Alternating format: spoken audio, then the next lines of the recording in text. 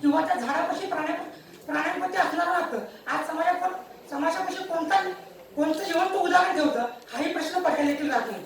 Sir एवढंच नव्हे, मुद्दा सांगताना नात्याचा, तर नातं हे प्रत्येक बंधांनी बांधलं गेलेलं असतं. प्रत्येक प्रेमात नात्याची व्यक्ती ही वेगळी दाखवली जाते, पण याच नात्याच्या व्यक्तीचा परामर्श आणखी आपण घेतो तेव्हा हे नातं प्रत्येकाला जिवंत ठेवणारं, चलणारं जगवणारं वाटतं. पण हे नातं प्रसंगी प्रत्येक मनावर घाव करणारं आणि अंतःकरण मिळवणारं पुन्हा एकदा वाटतं.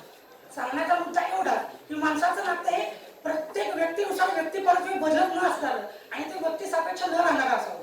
जर नातं व्यक्ती सापेक्ष राहिलं तर गतकाळात घडून गेलेल्या पाठला आपण पुन्हा माघारी त्याची पुनरावृत्ती करतोय की काय हाही प्रश्न पहिला देखील राहत नाही.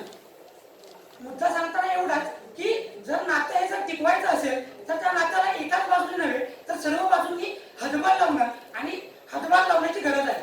कारण नात्यात जो उच्च नीचपणा असेल की प्रत्येक व्यक्तीचा असणार त्याच्या शिक्षणाप्रती, प्रत्येक व्यक्तीचा असणार त्याच्या नोकरीप्रती असणारं नातं, किंवा उच्च प्रभू सेलिब्रिटींचं असणार आणि अलीकडे प्रत्येक कामास कुशाग्र असणाऱ्या प्रत्येक व्यक्तीचं नातं हे जर त्याच्या शेजारी येणाऱ्या कप घेऊन येणाऱ्या शिपायाशी जर नाविन्यपूर्ण नसेल, मानवतेच्या निकषावर तोलणं बोलणार नसेल तर ते नातं काहीच कामाचं नाही असं मी म्हणतो. धन्यवाद.